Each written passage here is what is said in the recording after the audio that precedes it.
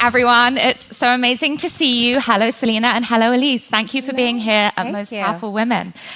So, Selena, you launched Rare Beauty in 2020. There were then, and there are now, so many celebrity beauty brands on the market. But as Emma alluded to in the introduction, you've been so incredibly successful. What did you see as the white space at that time that you wanted to fill? I'm not quite sure there was a need for more cosmetics company, probably specifically from people like me. I'm sure people were not assuming that would do much, but I wanted to create the brand with a mission. I felt like at that time when I was starting the brand with my team, it just seemed to be a lot of expectations for women to, maybe it was a fad or a style, and it felt super unrealistic to me. So I wanted to find a way that if I were to take this adventure, how can I make it unique? How can it be not about perfection, but about inclusivity and making someone feel good? I also don't know how to do my makeup, so that's the ironic part. But I ended up creating the brand for people who hopefully feel the same way, and I love using my products and making sure that they're actually good. But yes, our mission has definitely centered around the Impact Fund, which we're going to come on to in a second. And when you talk about inclusivity, you mean both the skin tones that are available, but also the packaging. So tell me a bit about why that's so important, because that's pretty unusual. Absolutely. Well, I think I've been very honest about sharing my journey with some of my health issues, but if you don't know, I've had a kidney transplant and I have arthritis. So in my fingers, it can be very difficult just opening a water bottle. And I wanted products to feel like that I could use, that felt comfortable and not have to, I always bite the product sometimes to open the eyeshadows, but I felt like including something. And so basically, we met up with therapists, people who have dexterity issues. We've tried to include people who may not know how to easily access something. And that was really important just because it was a personal thing for me as well. Yeah, of course. And talk to me a bit, and this is for both of you, whoever wants to answer, about the categories you enter and the products you enter each category with, because correct me if I'm wrong, it might have been updated. You're currently in 14 product categories and you have around 35 to 40 products, which isn't actually a lot. So what's the strategy behind what you do? I actually didn't know the exact number. That's what this is research has led me to these numbers, but how do you figure out what's the right category and what's the right product? I think we've always been driven by our community and ensuring that our product development team, but really across the board, all teams are so closely tied to the community that we've created the brand around. And it's truly our community that will help us stand the test of time, and they drive everything. The innovation, we follow what we know they're going to want to see next. We know how important our brand values and inclusivity are, and are really driven by all of that. What do you mean? Break down the word community for me, because it's something we use a lot these days. What do you mean by it, and how do you engage with it? Because I know you're doing some interesting things, Substack, for instance. Yeah, so we reach over 12 million young people across all of our social channels. We consider that our community, but we don't just reach them through digital. We bring them together for community events, for influencer events, for mental health events, and we've done that since we launched the brand in 2020. And in many ways, launching a brand like this during a global pandemic can be challenging, but it forced us to double down on the brand's mission because we had to create connection and community among everyone. And so we started these rare chats in the very beginning, which were members of our community who signed up. They loved our products. We brought them together online. And we talked about everything from what's your favorite rare beauty product to what are you struggling with. And that was really the inception of building this community, and it happened authentically. And so over time, it's grown tremendously. Our customers are our community, but they know many of us. They know a lot of the people that work at the brand. They see us at events. They see us walking down the street. They talk to us on Instagram. And so there's a whole person behind every one of our customers. And I think that's what we consider the power of our community. And Selena, how do you balance that? Because as Elise was saying, so much of the power of Rare and its community is you being the face of this brand and people connecting with you. A lot of us, myself included, feel like we've grown up with you. But then at the same time, putting yourself out there, and you've been very candid about this, has real life mental health consequences for you. So for all of us, can I just say, how do you walk that line between doing what is important for the business and also taking care of yourself? Well, I'd say it's important to have a great team. I think I am very fortunate to have started with, I think it's an honor and a pleasure. I don't know if you know exactly where this woman has come from, but I'm so honored to have her as amazing a partner. social impact work for Michelle Obama, Elise, and you two met over Zoom. You told me as well during the pandemic. We did, and the rest was history. It was great. So surrounding myself with people who actually believe and understand my mission was incredibly important. And like she said, I do think it is my transparency, but it also is what we've built, because we do tons of events for people that we have never met to people that have created a relationship, and we'll bring in therapists, or we'll bring in music into play, or food, or any sort of activity that they can physically be a part of. And we also listen. I think sometimes we don't give the consumers enough credit. They're a lot smarter than we think. So do they, going back to what we were talking about a second, do they direct your product decisions? Do they direct the direction the company goes in strategically? I mean, we definitely have a specific way of doing and showcasing our brand, but we listen, definitely. They have helped us with shades from just stories and products that they want to see less of, more of, and yeah, we definitely appreciate their feedback. I have to ask about tariffs. It's been a hot word here over the past few days. Tariffs on cosmetic ingredients and packaging have really had a huge impact on the beauty industry over the past year. I believe that some of Rare's products are made in South Korea. Has it had any impact on your products and pricing models? For the most part, we've stayed true to our prices and continue to want to ensure that we are a brand that is accessible and across the board. And, we'll have to see the direction that everything goes, but that's where we are right now. Let's move on to the Rare Impact Fund. So, Selena, you launched this fund alongside, at exactly the same time you said you were launching the brand. It was a huge commitment from the outset. And its goal is to expand access to mental health services for young people worldwide, which I know is an issue very close to your heart. So 1% of all Rare Beauty sales go to the fund. Two-part question. First of all, how did you settle on that number? Why did that feel like the right direction to go in? Well, I can say that every single thing this brand does has been driven by Selena, from her story to her values to her vision.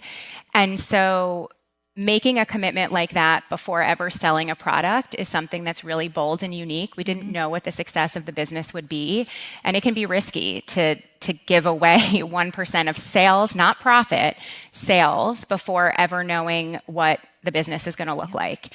And for Selena, this brand has always been driven by mission first. The products can stand on their own, but truly the brand's mission and purpose and story is what makes the brand so unforgettable to our community. And so 1% of sales is bold. It's above gold standard as people look at sort of corporate philanthropy. And not only did Selena want to donate 1% of sales of her company, but she wanted us to also fundraise so that we could mobilize $100 million. This wouldn't just be a corporate philanthropy. This would be a true foundation, true through and through. And that's what it's been since day one. And how do you think about allocating funds? How do you make those decisions? So we work in partnership with organizations around the world. We vet them. We make sure that they are meeting our 3 pillars of impact, which is around suicide prevention and crisis response, education, as well as what we call communities of support, which is really ensuring that all of the adults around a young person are also trained and educated. So we make sure that the organizations we support fit into one of those buckets. And we currently support 30 nonprofit partners around the globe. Yeah, that's incredible. That's hopefully just the beginning. That's just the beginning. Where do you want it to be in 10 years' time?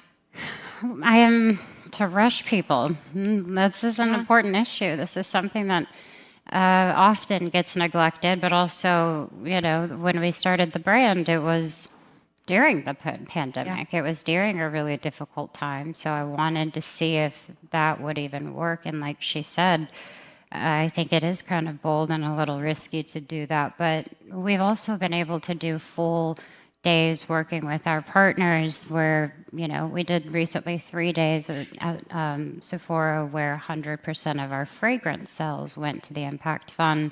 So we get to do these things that help it grow, and we do a gala every year, and usually I force my husband to buy the most expensive thing because I'm like, just do it. We need to help people. So. And he does it. And he does it. He does it. What a great husband. I don't know how many of you watched the documentary film that Selena made in 2022 called My Mind and Me, which was such an incredibly powerful film and actually a very brave thing for a celebrity to do, to give so much of yourself to the viewer like that. In that film, you talked about wanting to spearhead a mental health curricula for young people in schools. I wonder where you're at with that right now. Is it a possibility? Well, to explain, when I went to rehab, I've been a few times for multiple things, but one of the biggest tools that helped me was dialectical behavior therapy, and it's called DBT. Some people know it as cognitive as well, so it can be CBT. And it instills these skills in me that I don't think I was ever able to do growing up. I'm bipolar, so regulating emotions, understanding what enmeshment and codependency looks like, and learning all of these lessons. So yes, my idea was, and dream would be, that they would teach, some sort of education in schools. When you're younger and you go to school, I remember I'd get a smiley face and they'd give me a little thing and they'd have a chart and they'd say, how do you feel today? And, it sucked when I got them bad one, but it was just, to me, why wouldn't we keep that conversation going? I'm not sure currently that would be possible. But maybe one day it is a goal of mine that I truly would love to see through, and hopefully. Well, and a lot of what we found also in doing our research, where there were a lot of programs and curricula for schools, but they didn't have the funding that they needed to scale or to tailor them to different communities and different cities and different states. And so that has been Selena's drive to create a curriculum, and her own experience has really helped guide the strategy of the fund and why we invest in programs that are evidence-based curriculums for school that we can help expand, we can help people modify them and really scale them across the country. Yeah. And how do you reflect on that film now, Selena, My Mind and Me, because you're happily in a much happier place in your life? And I wonder how it feels looking back on that film now. Oh, I'm just so glad I'm not there. I also don't want people to look at that film and still believe I'm there. I don't think anyone does. Well, good. I'm so grateful that I was able to share that part of me. Before it came out, I changed my mind so many times whether I'd release it or not. But now I'm just grateful that people found a lot of healing. We heard so much. And the conversation shifted from, let me take a selfie to, oh, wow, I have this. I've dealt with, clinical depression, and these conversations were opening up. So it was nice to tell my story to hopefully gain trust with my community, my group of people. And it's been wonderful. And challenging, still is, but it's great. No, it's a really remarkable film if you haven't watched it. Yeah. One of the reasons that Rare is so distinct from its competition is its focus on breaking down unrealistic beauty standards, which is actually very counterintuitive for a makeup and beauty brand to do. They're normally selling us aspirational, completely impossible ideals of beauty. But we're in a really tricky time, I think, right now for women. There's the GLP-1 boom, which is kind of emphasizing extreme thinness. Every time I log onto Instagram, I seem to be served a video about how I should change my face.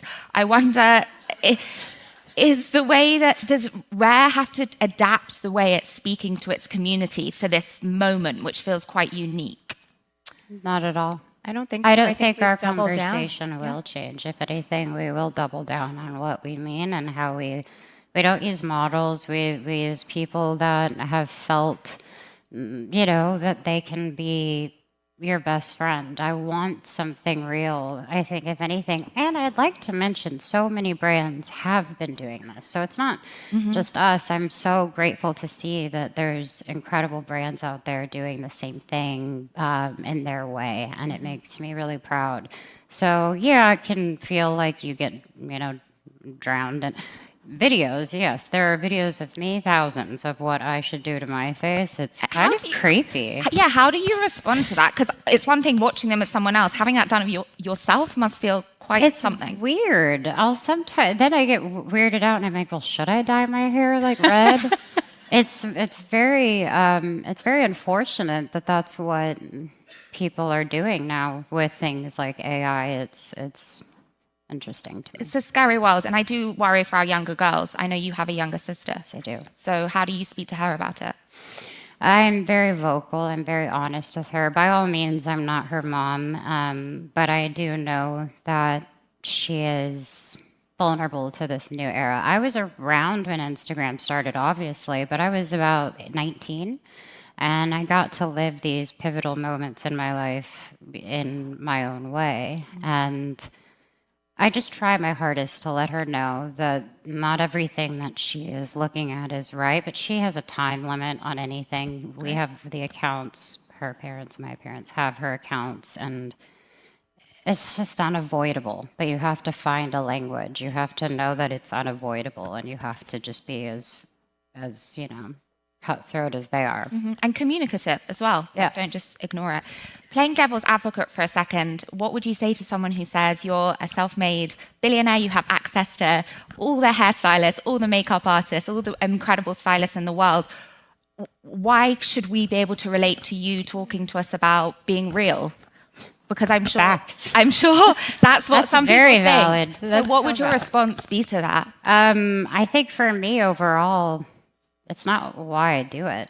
I think there's a lot of people in my position perhaps wanting to just do that.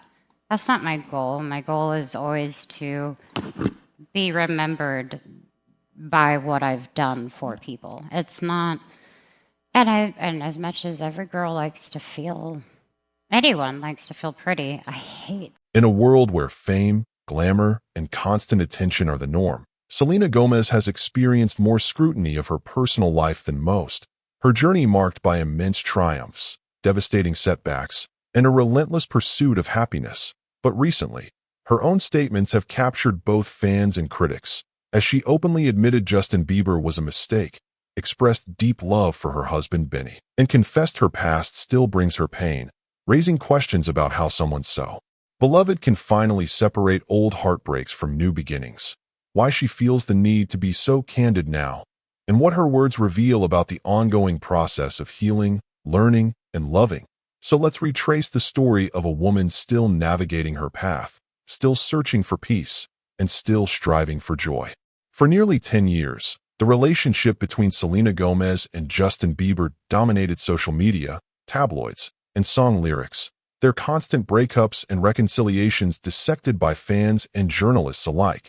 But while the public followed every twist and turn, Selena herself lived through an experience that was overwhelming and inescapable, something she has said before, noting how much of herself she lost trying to love someone who wasn't ready to receive it. And as she reflects now, Selena doesn't sugarcoat her feelings, stating clearly that Justin is part of her past, a chapter she's determined to close as she focuses on her family, A courageous acknowledgement that Justin wasn't merely an episode but a hard-earned lesson, one that came with pain, regret, and the kind of wounds that linger long after the headlines fade. Yet even as she moves on, Selena admits those old hurts are still there, sharing her vulnerability with anyone who has ever tried to recover from a difficult relationship. And for her, the pain is magnified by its public nature, with every song, photo, and rumor stirring up old memories. If you're invested in stories like this, be sure to subscribe for more. Yet what sets Selena apart is her determination not to let her pain dictate her future, learning not only to endure but to heal. And that process of healing started with a clear realization. Justin was a mistake. She's not assigning blame, just recognizing what wasn't right for her, now understanding she was searching for something in someone else, something only she could find in herself. Then came Benny Blanco, the man who transformed everything. And for Selena, Benny is more than a romantic partner. He is her sanctuary, the one who makes her feel secure and loved. Her words overflowing with genuine emotion as she describes how trust, respect, and a true sense of belonging lie at the heart of their relationship, so different from the chaos of her past. And with Benny, she's discovered the peace she once thought was out of reach, a peace where she's heard, cared for, and able to simply be herself, not the Selena Gomez the world expects, but just Selena. Their most cherished moments are simple ones.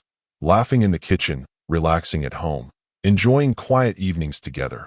Little joys that remind her of what love really feels like. And as Selena looks ahead, her priorities have shifted. She wants to pour her energy into her family, stepping away from the constant glare of Hollywood. Now more interested in building something lasting and meaningful with Benny, less concerned with headlines and more focused on genuine happiness. If you find these stories compelling, hit subscribe now. Selena's journey isn't about pretending the past never happened. She acknowledges it did, but insists it no longer defines her, taking pride in her growth and looking forward to the future. Her story a testament to the ongoing nature of healing, letting go even when memories still tug at her. And by speaking honestly about her regrets, her hopes, and her newfound happiness, she offers encouragement to those facing similar struggles, making it clear that mistakes and heartbreaks are not the sum total of anyone's story, and with the right support and self-belief, it's possible to chart a new path. Selena's time with Justin may have ended in sorrow, but with Benny, she's embarking on a new journey, and this time, she's in control, writing the next chapter on her own terms, surrounded by love, safety, and the family she's always wanted.